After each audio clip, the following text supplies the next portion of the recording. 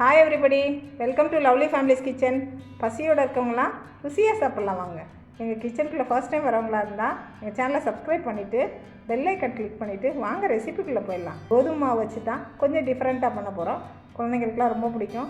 ஸ்நாக்காகவும் வச்சுக்கலாம், மார்னிங் பிரேக்ஃபாஸ்ட்டாகவும் எடுத்துக்கலாம். ஸ்டஃபிங்காக எண்ணெய் ஊற்றிருக்கேன். எண்ணெய் காஞ்சோன்னு கொஞ்சமாக ஜீரகம் பொரியல், ஒரு 3 பெரிய வெங்காயமும் 1 பச்சை மிளகாய்.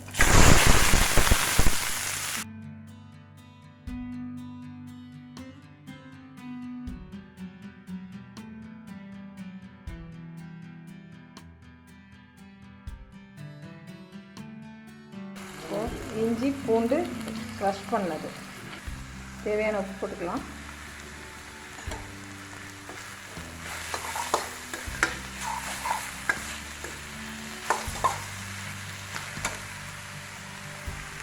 இப்போ எல்லாம் மசாலா சேர்த்துக்கலாம். ஒன்றும் இல்லை, 1/2 ஸ்பூன் மஞ்சள் பொடி,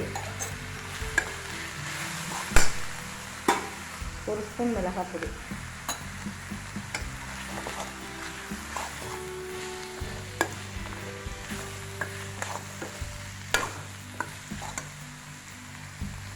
கால் ஸ்பூன் கரம் மசாலா. ஒரு 70% அளவுக்கு வெங்காயம் வதங்கினா போதுமானது. நல்லா வேக வேண்டாம், இந்த அளவுக்கு இருந்துச்சுன்னா போதும். நல்லா வதங்கினா நல்லா இருக்காது. இதில் ஒரு 2 ஸ்பூன் டொமேட்டோ சாஸ். அவ்வளோதான், நம்ம ஸ்டஃபிங் ரெடி ஆகிடுச்சு. நார்மல் கோதுமை மாவு தான், சப்பாத்தி மாவு மாதிரி பிசைஞ்சு ஒரு 1/2 அன் ஹவர் வச்சுருக்கேன். ஈரத்தண்ணி போட்டு மூடி வச்சுருந்தேன். இப்போ இதை எடுத்து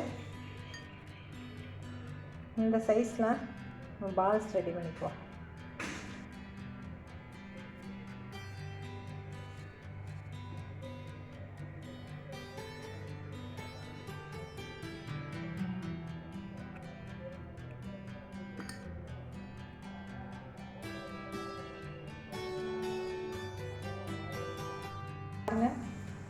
ஒரு பால் எடுத்து சும்மா இப்படி ஒரு பவுல் மாதிரி இப்படி பண்ணிக்குவேன். இப்போ ஒரு பவுல் மாதிரி இருக்கா, இந்த மாதிரி வச்சுட்டு இப்போ இதுக்குள்ளே நம்ம ஸ்டஃபிங் வைக்க போகிறோம்.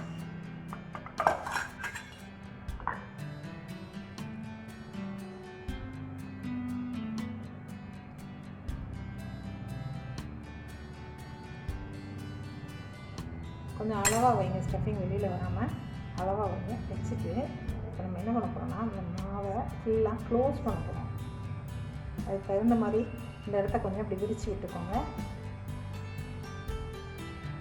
ஸ்டஃபிங் வெளியில் வந்துடாமல் நல்லா இப்படி க்ளோஸ் பண்ணுங்கள். ஃபுல்லாக கவர் பண்ணி நல்லா சீல் பண்ணியிருக்கான்னு ஒரு தடவை செக் பண்ணிக்கோங்க. இந்த மாதிரி நல்லா சீல் ஆகிருக்கான்னு ஒரு முறை செக் பண்ணிக்கோங்க. பாருங்கள், இப்போ நல்லா சீல் ஆகிருச்சு. இப்போ இதை லைட்டாக அழுத்தி உருட்டாதீங்க, அப்படி லைட்டாக. இப்போ பாருங்கள், இதை என்ன பண்ண போகிறோம்னா லைட்டாக ஒரு ப்ரெஸ், அவ்வளோதான். இப்போ ப்ரெஸ் பண்ணும்போது எங்கேயாவது லீக் இருந்து சீல் பிரிஞ்சு ஏதாவது ஸ்டஃப் வெளியில் வர மாதிரி இருந்தால் அதை நீங்கள் செக் பண்ணி பார்த்துட்டு இப்படி வைங்க. பாருங்கள், இப்போ எங்கேயுமே லீக் இல்லை, ஓப்பனே இல்லை, நல்லா க்ளோஸ் ஆகிருக்கு. இதே போல் எல்லாத்தையும் நம்ம ரெடி பண்ணிக்கலாம்.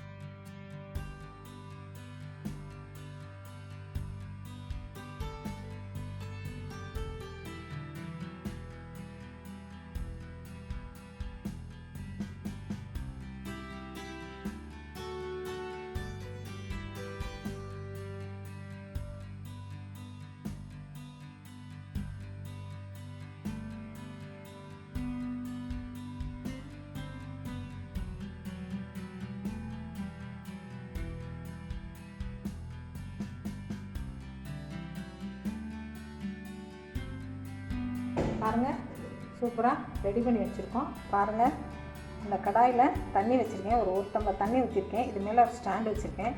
அது மேலே இந்த மாதிரி ஒரு தட்டை வச்சு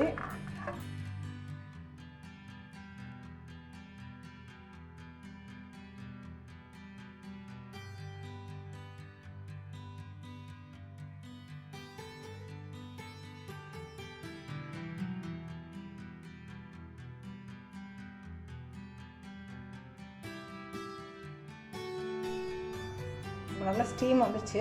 15 மினிட்ஸ் ஆயிடுச்சு. இப்போ பார்க்கலாம். பாருங்கள், நல்லா கையில் ஒட்டவே இல்லை. நல்லா ப்ரெஸ் பண்ணும்போதே நல்லா இதாக இருக்குது. நல்லா ப்ளஃபியாக எலும்பு வேறு வந்திருக்கு. இப்போ நம்ம இதை எடுத்துடலாம்.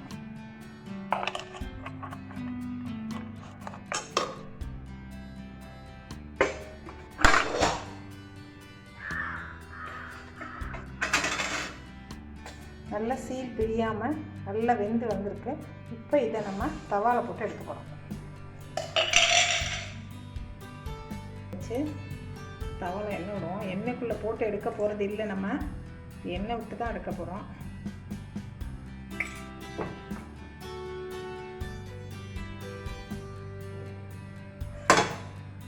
இப்போ நம்ம ஸ்டீம் குக் பண்ணோம் இல்லையா, இதெல்லாம் இதில் வச்சு எடுத்துடலாம்.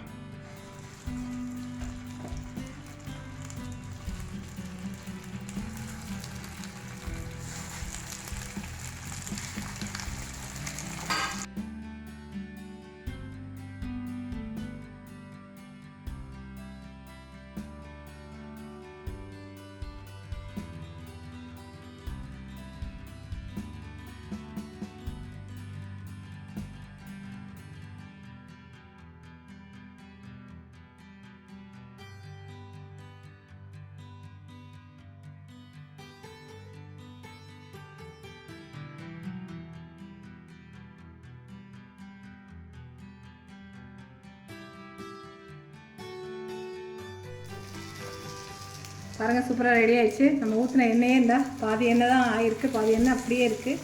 எண்ணெயும் அதிகமாக வாங்கலை. அவ்வளோதான், நம்ம எடுத்துடலாம். பாருங்கள், நம்ம எண்ணெய்க்குள்ளேலாம் போடலை, அதனால் எண்ணெய் அதிகமாக வாங்கலை. அவுட்டர் லேயர் நல்லா கிறிஸ்பியாக இருக்குது. உள்ளே பார்த்திங்கன்னா நல்லா ஸ்டஃபிங் நல்லா வெந்து சூப்பராக இருக்குது.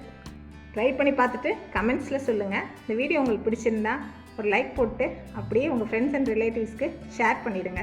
தேங்க்யூ ஃபார் வாட்சிங்.